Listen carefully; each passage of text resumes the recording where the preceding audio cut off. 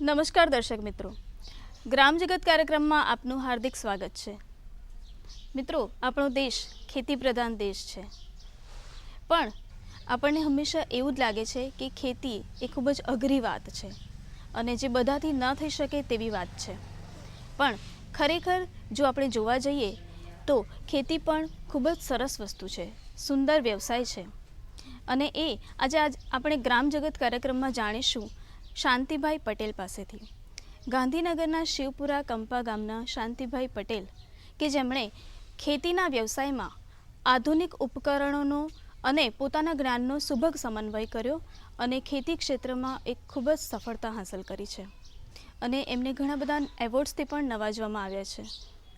તો મિત્રો, આજે આપણે મુલાકાત લઈએ શાંતિભાઈ પટેલની અને એમની પાસેથી આપણે જાણીશું કે ખેતીમાં સફળતા કઈ રીતે હાંસલ કરી શકાય.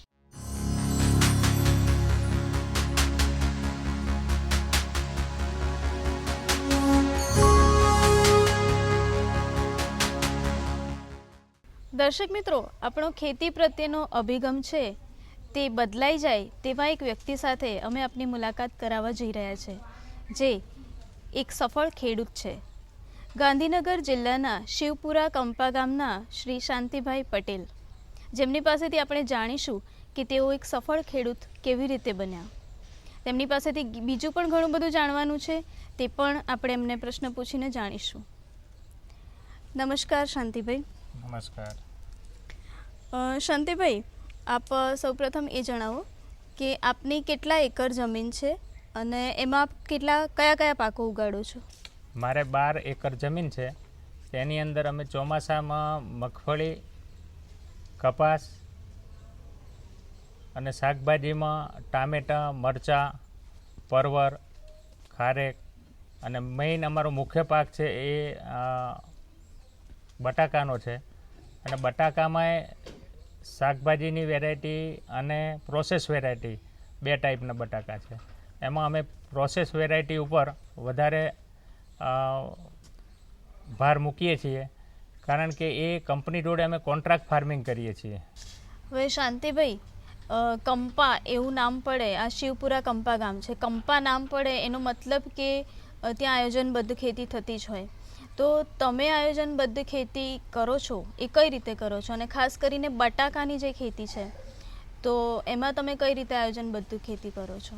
બટાકાની ખેતી અમે જે ચાલુ કરી એનું મેઇન કારણ એ હતું કે અમારે મેઇન એક પાક જોઈતો હતો કે જેના ઉપર અમે અમારું બધું જ જોખમ જે છે એ અમે લઈ શકીએ અને અમને સારું વળતર મળે. એટલા માટે અમે બટાકાની ખેતી પસંદ કરી. એની અંદર અમે શાકભાજીના બટાકા અને પ્રોસેસ વેરાયટીના, એમાં કંપની જોડે અમે પ્રોસેસ વેરાયટીનું વાવેતર કર્યું.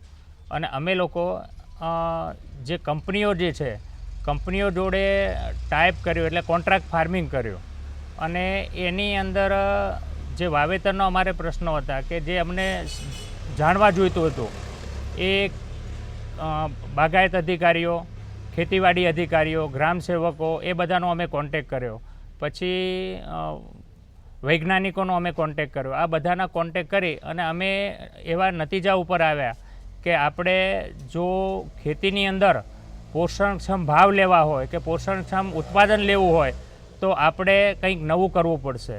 એટલે અમે એની અંદર જે ચોમાસું પાક હતો એમાં કપાસ હતો, કપાસને અમે શ્રેડરથી કટિંગ કરી નાખતા, નાના નાના ટુકડા કરવાના ચાલુ કર્યા.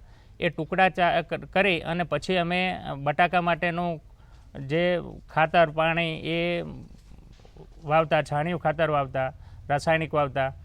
પછી એ ઓર્ગેનિક ઉપર અમે થોડુંક વધારે અત્યારે ધ્યાન આપીએ છીએ. અને અમારું જે વાવેતર છે એ ખાલી પ્રોસેસ વેરાયટી માટેનું છે. અને અમે પ્રોસેસ વેરાયટીમાં અમે કંપનીઓ જોડે ટાઈપ કરીએ છીએ. પહેલું તો અમે જે અમારું ખર્ચ હતું બિયારણનું, અને બીજું બિયારણ આપણને પંજાબથી લાવતા હતા, એમાં તો જે શાકભાજીનું ખાવા માટેનું બટાકું ત્યાંનું હોય એ જ આપણને અહીંયા બિયારણ તરીકે આપી દેવામાં આવતું હતું. એના બદલે અમે લોકોએ કંપની જોડે બિયારણનું પણ ટાઈઅપ કર્યું અને કંપનીની અંદર અમે ટિશ્યુ કલ્ચર વેરાયટી LRનું બિયારણ અમે કંપની જોડેથી ખરીદીએ છીએ અને એ બધા સામૂહિક ધોરણે અમે ખરીદીએ છીએ. અને સામૂહિક ધોરણે કંપની જોડે અમે ટાઈપ કરેલું છે, એટલે અમને કંપની એ બિયારણના કટ્ટા અમને આપે છે, એ અમે વાવીએ છીએ. અને એ કટ્ટામાંથી અમે જે કંપનીમાં આપવાના છે, અમે ગ્રેડિંગ અને સોર્ટિંગ મશીનનો ઉપયોગ કરીએ છીએ. એમાં 0 થી 30 mm સુધીનું એ બટાકું ઘેરે રહે છે. બાકીનું જે બટાકું છે 30 mm થી 45 mmનું, એ અમે બિયારણ તરીકે આવતી સાલના બિયારણ તરીકે લઈએ છીએ અને અમે કોલ્ડ સ્ટોરેજમાં બિયારણ તરીકે મૂકી દઈએ છીએ. અને 45 mm થી 85 mmનું જે બટાકું છે એ અમે કંપનીઓમાં આપીએ છીએ, એટલે અમને ભાવનું મળી રહે છે. તેમજ આવતી સાલનું બિયારણ પણ આપણને સસ્તું અને સારું આપણું પોતાનું બિયારણ મળી રહે છે, એટલે આપણને એમાં છેતરાતા નથી અને પ્રોડક્શન પણ સારું મળી રહે છે. શાંતિભાઈ, બટાકાનું ઉત્પાદન આટલું સરસ થાય છે તો પછી એનું માર્કેટિંગ તમે કઈ રીતે કરો છો? માર્કેટિંગ માટે અમે જે બટાકા વાવીએ છીએ ત્યારે જ કંપનીઓ જોડે કોન્ટ્રાક્ટ ફાર્મિંગ કરીએ છીએ.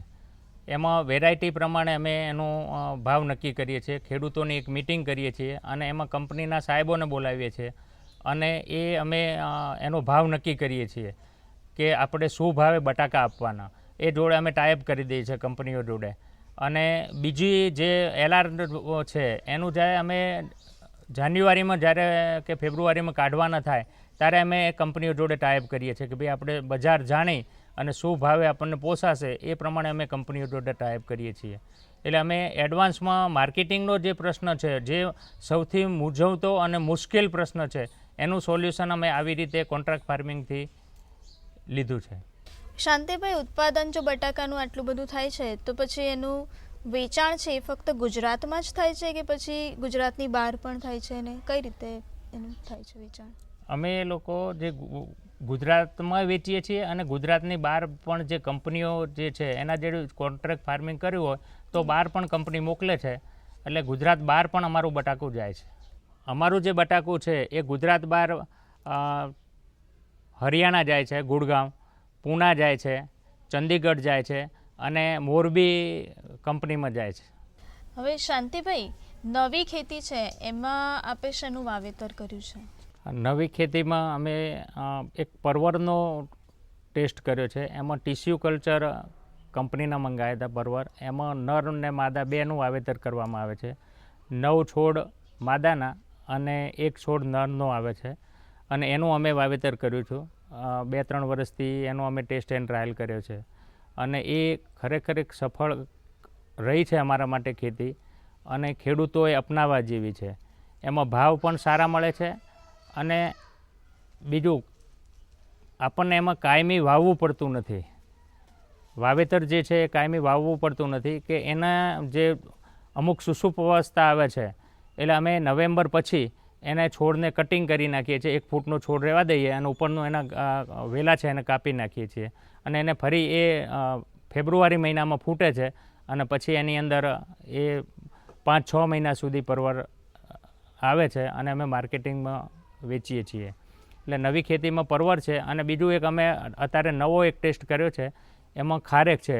ટીસ્યુ કલ્ચર ખારેક અમે વાવી છે અને એને 1 વર્ષ થયું છે અને એ લગભગ 3-1 વર્ષમાં અમને પાક આપતી થઈ જશે એવું એક અમે વાવેતર કર્યું છે. અને પહેલાં અમારી જોડે હતી પણ એ દેશી ખારેક હતી, એ 90ની સાલથી અમારી જોડે હતી, પણ એમાં ફ્રૂટની કોઈ સાઇઝ સરખી નહોતી. નાના આવતી, મોટી આવતી, પીળા આવતી, પછી લાલ આવતી, એટલે વેરાયટી બધી અનઇવન હતી. એટલે એની અંદર અમે પછી આ ટીસ્યુ કલ્ચર લાવ્યા. એટલે ટીસ્યુ કલ્ચરમાં અમને સિમેટ્રિકલ સાઇઝ મળશે, ટેસ્ટ સિમેટ્રિકલ મળશે, બધું એક જ ટાઈપનું મળશે. એટલે અમે એનું વાવેતર કર્યું છે અને એમાં અમે સક્સેસ જઈશું એવી અમને આશા છે.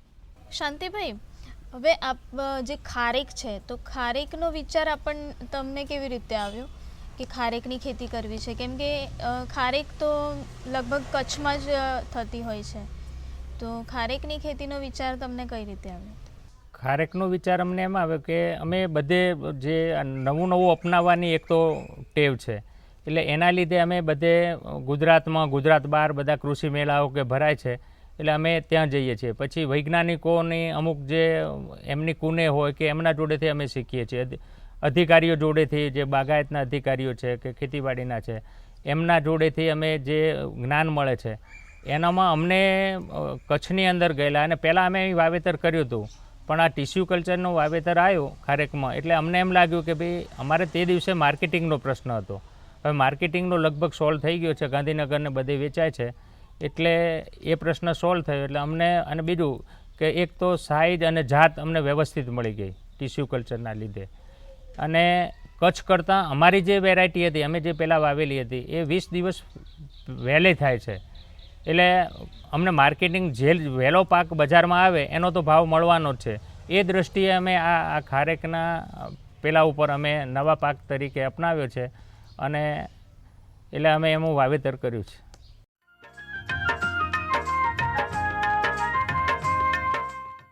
શાંતિભાઈ, આપે ખેતી તો કરો જ છો, પણ સાથે સાથે પૂરક વ્યવસાય તરીકે તમે પશુપાલન પણ કરો છો. તો પશુપાલન વિશે અમારા દર્શક મિત્રોને વિસ્તારથી જણાવો. ખેતીના પૂરક વ્યવસાય તરીકે અમે પશુપાલન અપનાવ્યું છે. અત્યારે અમારી જોડે 2 HF ગાયો છે અને એની અંદરથી અમે HF ગાયોનું દૂધ જે છે 7-8 લીટર અમે ઘરે રાખીએ છીએ વાપરવા માટે દિવસ દરમિયાનનું. બાકીનું જે છે 10 થી 12 લીટર દૂધ અમે ડેરીમાં ભરાવીએ છીએ. ગામની ડેરી છે અને સહકારી ધોરણની છે, એની અંદર અમે ભરાવીએ છીએ અને એ દૂધ અમે મધુર ડેરીમાં ગાંધીનગર જિલ્લા સંઘમાં અમે ભરાવીએ છીએ. હવે ખેતીમાં તો એવું હતું કે આપણી ખેતી તો કરતા જ હતા, પણ દૂધની ને એની જરૂરિયાત ઊભી થઈ એટલે અમે આ એક કોન્સેપ્ટ જોડે લીધો ખેતીમાં અને પૂરક વ્યવસાય તરીકે અમે અપનાવ્યો. એમાં અમને વધારે અનુકૂળ આવ્યું. એક તો આપણા જે માણસો હોય એમને દૂધ મળી રહે, આપણને તાજી છાશ મળી રહે, એટલા માટે અમે એ કર્યું. અને અમે એક નવી પદ્ધતિ એમાં એક અપનાવી છે કે અમે બટાકા લીધા પછી 4 કે 5 વીઘાની અંદર અમે ઝાડ વાવી દઈએ છીએ. ઝાડને પછી કટિંગ કરી એના પોળા બનાવી સૂકવી અને પછી એનું કટિંગ કરી નાખીએ છીએ. કટિંગ ચાપ કટરથી કટિંગ કર્યા પછી રૂમમાં ભરી દઈએ છીએ અને અમે લીલું કશું ખવડાવતા જ નથી. 2 ટાઈમ એને જે ઝાડનું આજે આપણે કટિંગ કર્યું એ ખવડાવવાનું, પછી દૂધ પ્રમાણે આપણે એને દાણ અને કપાસની પાપડી આપીએ છીએ અને બીજા જે મેંગેનીઝ તત્વો હોય એ આપીએ છીએ. અને એના લીધે અમારે જે દૂધનું જે છે એ જથ્થો અને પુરવઠો બધું અમારે જળવાઈ રહે છે અને અમે બધા વધારાનું દૂધ ડેરીમાં મોકલીએ છીએ એટલે અમને એની સાઈડ ઇન્કમ પણ થાય છે. એટલે 12 મહિનાનું અમે લગભગ આમાં શું છે કે HF વેરાયટી છે એટલે દૂધ સળંગ ચાલુ જ રહે છે એટલે અમને 1.5 લાખ રૂપિયાની આવક એમાંથી થઈ રહે છે. એટલે આપણને એમાં પૂરક આવક પણ આપણને મળે છે. એટલે અમે જોડે પશુપાલનમાં બીજો એક ફાયદો એ છે કે અમને છાણિયું ખાતર મળે છે. જે રાસાયણિક ખાતર અમે વધારે વાપરતા હતા એમાં આ થોડુંક અમે છાણિયું ખાતર વાપરતા થયા અને એના પછી અમે થોડુંક માર્કેટમાંથી બજારમાંથી પણ છાણિયું ખાતર લઈએ છીએ. એટલે જે રાસાયણિક ખાતરનો અમે વપરાશ હતો એ ઓછો કર્યો છે અને છાણિયા ખાતર ઉપર અમે હવે અત્યારે વધારે ધ્યાન આપ્યું છે અને પશુપાલનમાંથી આપણને છાણિયું ખાતર પણ મળી રહે છે. શાંતિભાઈ, તમે એક સફળ ખેડૂત છો, તમે ઘરના શાકભાજી માટે શું કરો છો? ઘરના શાકભાજી માટે અમે જે કંપાઓ શબ્દ વાપર્યો તમે એટલે કંપાઓની અંદર શું છે કે ઘરની આજુબાજુમાં જમીન અમારી વિસ્તૃત પડેલી જ હોય છે. એની અંદર અમે એ જે વધારાની જે જમીન પડેલી છે એની અંદર અમને ઘરમાં ચાલે આપણા માટે એવા અમે શાકભાજીનું વાવેતર કરીએ છીએ. એમાં દૂધી છે, કારેલા છે, ટામેટાં છે, મરચાં છે, રીંગણ છે, પછી લીંબુના અમુક છોડ હોય કે આ બધું અમે વાવેતર કરીએ છીએ જેથી આપણી જે જરૂરિયાત હોય મોસ્ટલી તો એ એમાંથી મળી રહે છે. અને બીજું એ તાજા અને આપણને જેવા જોઈએ એ પ્રમાણેના આપણે લઈ શકીએ અને શાકભાજીમાં ઉપયોગ કરી શકીએ છીએ. એટલે આપણને ખર્ચમાં પણ પરવડી શકે છે અને જે જમીન આપણી જોડે પડેલી છે એનો મહત્તમ અમે ઉપયોગ કરીએ છીએ. એટલે અમને આ કિચન ગાર્ડનિંગથી 2 ફાયદા થયા. પહેલાં અમે જે માર્કેટમાંથી શાકભાજી લાવતા હતા એની અંદર પેસ્ટિસાઇડનો ઉપયોગ વધુ કરેલો આવતો, રાસાયણિક ખાતરનો વધુ કરેલો આવતો અને અમે જે આ ઘરે અમારા રીતે શાકભાજી પકવીએ છીએ એ ઓર્ગેનિક અને સેન્દ્રિયની રીતે અમે પકવીએ છીએ. એટલે આપણને 2 રીતે ફાયદો થયો. એક તો આપણને ઓર્ગેનિક વસ્તુ મળી આપણા માટે અને તાજી મળી. એટલે આપણા સ્વાસ્થ્ય માટે પણ અમને એમ લાગ્યું કે આ એક ઉત્પાદન આપણે લઈએ તો બચતની બચતે થાય અને આપણી શારીરિક જળવાઈ રહે, એટલા માટે કરી અને અમે આ કિચન ગાર્ડનિંગનો કોન્સેપ્ટ લીધો છે. શાંતિભાઈ, ચોમાસું એટલે ખેડૂતો માટે એક સુવર્ણની સિઝન કહેવાય કે ચોમાસામાં ઘણું બધું થઈ શકે એમ નથી. તો ચોમાસું પાક તરીકે તમે કયા કયા પાક લો છો? ચોમાસું પાકમાં અમે મેઇન 2 પાક લઈએ છીએ, એક કપાસ અને બીજો મગફળીનો. અને અમારું એનું કારણ એ છે કે આ 2 પાક લઈએ તો અમારું ધ્યાન એના ઉપર કેન્દ્રિત કરવા માટે, અને અમારું મેઇન પાક બટાકાનો છે. એટલે આ 2 પાક અમને બટાકા પહેલાં નીકળી જાય છે, એટલે અમે આ 2નું વાવેતર કરીએ છીએ. હવે શાંતિભાઈ, અમારા દર્શક મિત્રોને આપ એ જણાવો કે શાકભાજી, ખેતી બધું જે તમે કરો છો, જેટલા બી પાક લો છો, તો એમાં પિયત વ્યવસ્થા કયા પ્રકારની હોય છે? એટલે પિયતમાં અમે લોકોએ શું છે કે 2004-05માં ડ્રીપ ઇરિગેશન અપનાવ્યું છે, અને આખા શિવપુરા કંપાની અંદર 150 હેક્ટરની અંદર અમે ડ્રીપ ઇરિગેશન સામૂહિક ધોરણે અપનાવેલું છે. એટલે ડ્રીપ ઇરિગેશનમાં અમે જે અપનાવ્યું એની અંદર અમને એટલા બધા લાભાલાભ થયા કે પહેલાં તો ઘાસનું પ્રમાણ ઓછું થયું, પછી ખાતર જે આપવાનું હતું એની મહેનત અમે ડ્રીપમાં ખાતર આપી દઈએ છીએ એટલે એ ઓછું થયું, મજૂરી ઓછી થઈ. અને બીજું કે એનું પ્રમાણ જે છે એ અમારે ઘટાડીને આપવું પડ્યું કે પહેલાં જે અમે છૂટું ખાતર આપતા હતા અને ફ્લડથી પાણી આપતા હતા, એટલે પાણીની પણ બચત થઈ અને ખાતરની પણ બચત થઈ. અને જોડે જોડે જે ઘાસનો ને એનો ઉગાવો જે વધારે હતો એ ડ્રીપમાં પાણી આપ્યું એટલે એનાથી અમારે એનો ફરક પડ્યો, અને એ જે એની બચત થઈ, ટાઈમની પણ બચત થઈ. અને બીજું કે જે વાવેતર અમે કરીએ છીએ એને છોડને ભેજની જરૂર છે, પાણીની છૂટા પાણીની જરૂર નથી. એટલે ભેજમાં જે મૂળમાં પાણી મળી રહે છે એટલે એના લીધે છોડને વિકાસનો એનો સારો થાય છે. અને બીજું કે જે ક્વોલિટી છે પાકની એ જળવાઈ રહે છે, અને ક્વોલિટી આવી એટલે એનો ભાવ તો આપણને સારો મળવાનો જ છે. એટલે અને આપણું જે માર્કેટિંગની અમારે જે પ્રશ્ન હતો એ ડ્રીપના લીધે જે અમે કર્યું એના લીધે જે ક્વોલિટી આવી, એટલે ક્વોલિટીમાં અમારો પહેલું જ વાવેતર એ વેચાઈ જાય છે. એટલે ડ્રીપના આ રીતે અમે ઘણા ફાયદા છે. અને જે અમે અપનાવી છે ડ્રીપ એ ખરેખર જે નથી ખેડૂતો અપનાવતા એને તો હું આજે એ જ સંદેશો આપીશ કે દરેક ખેડૂતોએ નાના મોટા પાયે પણ એને ડ્રીપ કરવું જ જોઈએ, અને ડ્રીપથી જ જે ફાયદો થશે તો પાણીનો, સમયનો બધો ફાયદો થશે અને આપણે આવક પણ સારી મેળવી શકીશું.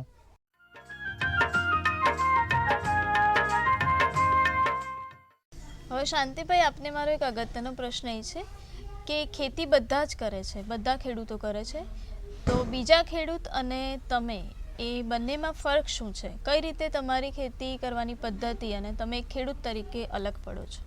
મેં પહેલાં આપને પ્રથમ પણ વાત કરી કે અમે જે બાગાયત ખાતાના અધિકારીઓ છે, ગ્રામ સેવકો છે, ખેતી ખાતાના અધિકારીઓ છે, પછી વૈજ્ઞાનિકો જે છે, આ બધા જોડે અમે ગોષ્ઠીઓ કરી.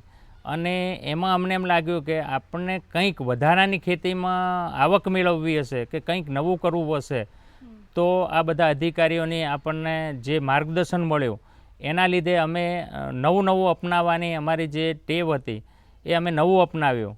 અને નવામાં બીજું કે અમારે શિવપુરા કંપાનો અમને એક બધા જ ખેડૂતોનો સાથ ને સહકાર મળી રહ્યો, એટલે પેલું સોનામાં સુગંધ મળે એવું થયું. એટલે અમે જે અમારા જે પ્રયત્નો હતા એમાં અમે સફળ થયા કે ભાઈ આપણે ચલો એકલા નહીં પણ લોકોને સાથે રહીને આપણે સંગઠનમાં કામ કરીએ. એટલે સંગઠનમાં કામ કર્યું એટલે મને જે આ એવોર્ડો મળ્યા છે એ બધા એવોર્ડો જે છે એ આ અમારા ગ્રુપ અને અમારા શિવપુરા કંપાના આધારિત છે. અને અમે જે મેં જે મેળવ્યું છે એ નવીનતમ જે કર્યું છે એ બધા આ અમારા કંપાના સાથ સહકારથી કર્યું છે.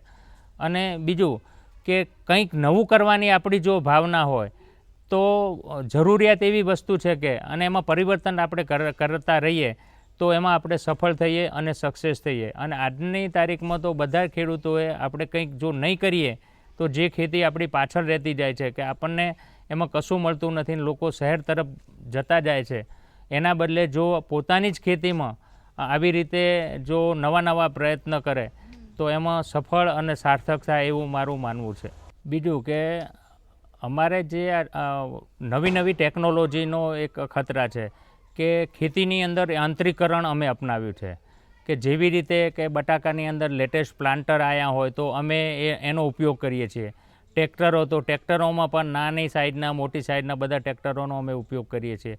તેમજ બટાકાની અંદર ગ્રેડર મશીનનો અને સોર્ટિંગ મશીનનો પણ અમે ઉપયોગ કરીએ છીએ. એટલે જે આપણને માર્કેટિંગના પ્રશ્ન હતા એનું અમને નિરાકરણ મળ્યું કે ભાઈ આપણું માર્કેટિંગનું જે છે ક્વોલિટી હશે તો માર્કેટની અંદર વેચાવાની જ છે. પહેલું તો એ થયું. અને બીજું એ કે અમે બિયારણની અંદર કે બાંધછોડ કરતા નથી. કપાસનું બિયારણ હોય, મગફળીનું બિયારણ હોય કે પછી બટાકાનું બિયારણ હોય, એ સ્ટાન્ડર્ડ કંપનીનું જ ખરીદવાનું કે ભાઈ આપણને ભરોસો હોય, આપણને એમ હોય કે ભાઈ આમાં વિશ્વાસ છે અને આપણે આમાં છેતરાતા નથી, એ જ બિયારણનું વાવેતર કરવાનું, જેથી આપણી આખી સિઝન અને આપણું જે બજેટ છે એ ખોરવાઈ ના જાય. આનું અમે બિયારણથી જ અમે ધ્યાન રાખીએ છીએ.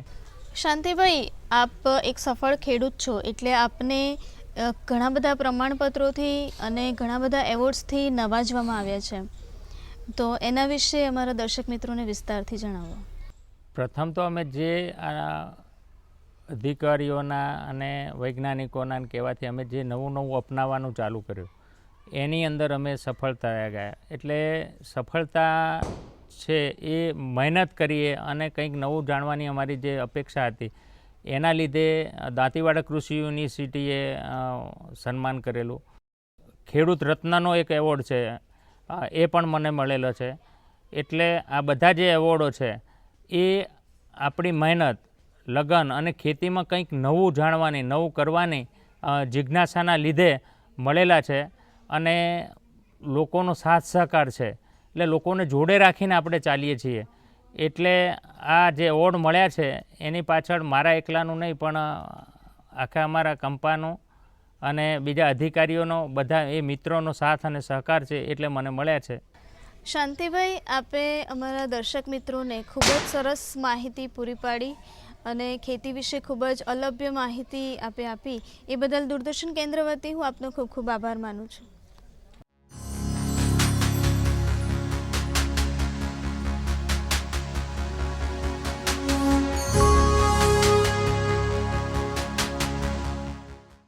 દર્શક મિત્રો, આપણે એક એવા વ્યક્તિ સાથે મુલાકાત કરી કે જેમણે આપણો ખેતી પ્રત્યેનો અભિગમ જે છે તે બદલી નાખ્યો છે. ખેતી એ ખૂબ સુંદર વ્યવસાય છે અને દરેક જણ, દરેક ખેડૂત પોતાની ખેતીમાં વૈજ્ઞાનિક પદ્ધતિ અપનાવે તો ખૂબ જ સારું ઉત્પાદન મેળવી શકે છે અને ખૂબ જ સારી આવક પણ મેળવી શકે છે, જે આપણને શાંતિભાઈ પટેલની સાથેની મુલાકાત દરમિયાન જાણવા મળ્યું. ખૂબ જ જ્ઞાન મેળવ્યું આપણે એમની સાથે બેસીને અને એમને પ્રશ્નો પૂછીને એમના ઉત્તરમાંથી. તો દર્શક મિત્રો, આવી બીજી વાતો સાથે ગ્રામ જગતમાં ફરીથી મળીશું. ત્યાં સુધી અમને રજા આપશો.